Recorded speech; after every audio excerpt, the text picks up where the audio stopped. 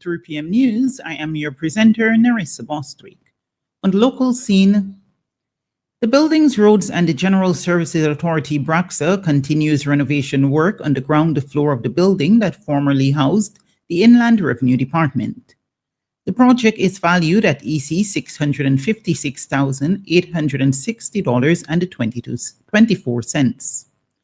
Completed works include repainting, retiling of damaged areas, kitchen upgrades, and improvements to the reception area with new countertops and doors. Office spaces have been added, and fire safety enhancements such as sprinklers and signage have been installed to bring the facility up to standard. Once completed, the refurbished space will serve as the new home of the electoral office. The Ministry of Tourism, Civil Aviation, Development and Culture and the Emancipation Cricket Festival Committee will launch a series of events on Tuesday, July 15 to mark the Emancipation Month of activities. The event will take place at 7 p.m. at the Arnesvale Cricket Stadium and will be streamed live via the Agency for Public Information, API, VC3 TV, and Discover SVG on Facebook and YouTube. This highly anticipated launch event will introduce the public to the full scope of the Emancipation Month of activities, which celebrates not only our rich cultural legacy, but also the 50th anniversary of the West Indies' historic 1975 World Cup victory and the 60th anniversary of the West Indies Test win against Australia, two defining moments in Caribbean cricket history. A major highlight of the launch will be the live team draft, where the four competing teams, Kingstown Kings, Windward Warriors, Leeward Lions, and the Grenadines Whalers, will select their players. Each team will be captained by a distinguished Vincentian cricketer and paired with a West Indies or international cricket legend. The draft will offer fans a first look at the exciting matchups and team dynamics that will shape this year's tournament. The committee will also unveil the official match schedule and key event dates, team captain profiles and featured cricket legends, highlights of the Cultural Village and Emancipation Day entertainment, details on the Youth Cricket Expo and mentorship clinics, and acknowledgement of festival sponsors and partners. The launch will set the tone for what promises to be one of the most meaningful sporting and cultural celebrations in the region, blending cricket, history, and the Caribbean pride into one unforgettable experience. This is coinciding with the Emancipation Month of activities, where a full calendar of the month of activities will be announced.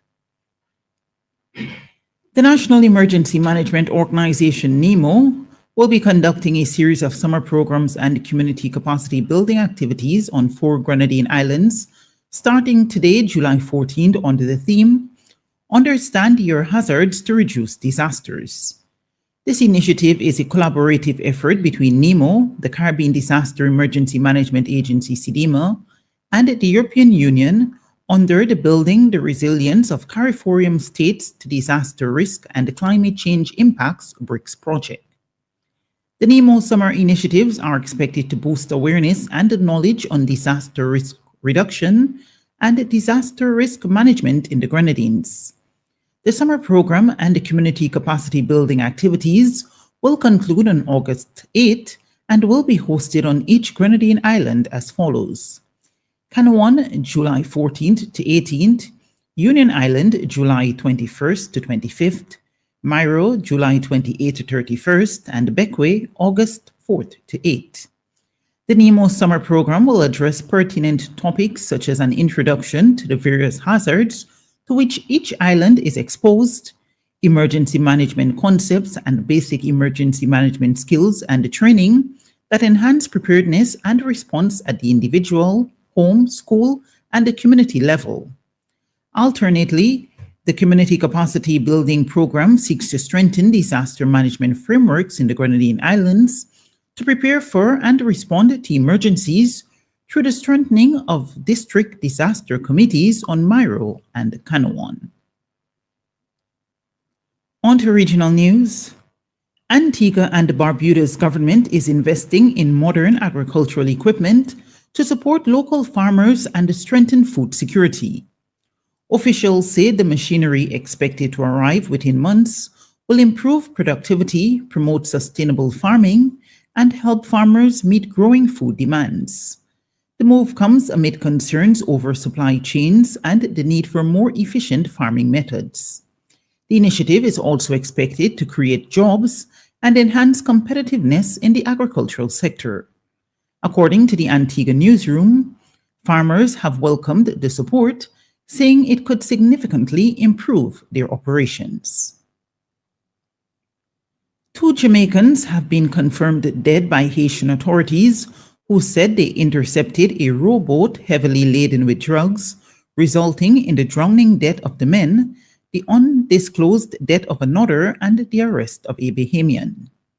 Confirming the deaths, the counter-narcotic unit of the Haitian National Police said that under the leadership of Acting Superintendent Jair Pierre, the Port-du-Paix Police and the Prosecutor's Office intercepted a rowboat heavily laden with drugs.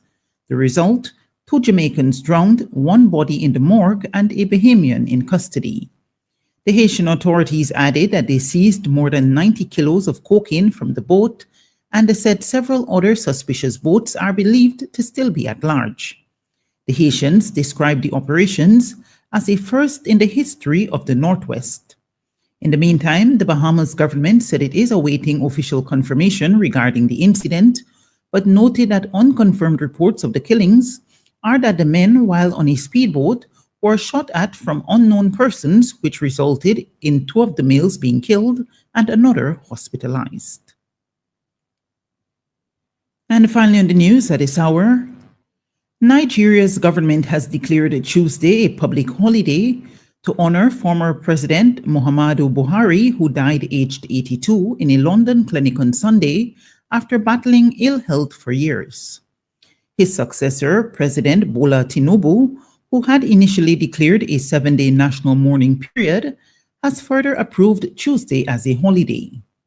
The public holiday provides an opportunity for all Nigerians to reflect on his leadership, life, and the values he upheld, Nigeria's Interior Minister said in a statement. Katsina State Governor Diko Rada, who returned to Nigeria on Monday after being with Buhari's family in the British capital, said Buhari would be buried in his home state on Tuesday. According to BBC News, officials say the funeral initially expected today had been delayed for logistical reasons. The former president's remains will be flown directly to Katsina Airport before being moved to their final resting place in his hometown, 50 miles from Katsina City. Buhari's home is already filled with mourners as friends, relatives, and well-wishers await the arrival of his corpse. This has been WFM's 3 p.m. News. I have been your presenter, Narissa Boston. Our next newscast will be presented at 5:30 p.m. Be sure to join us then.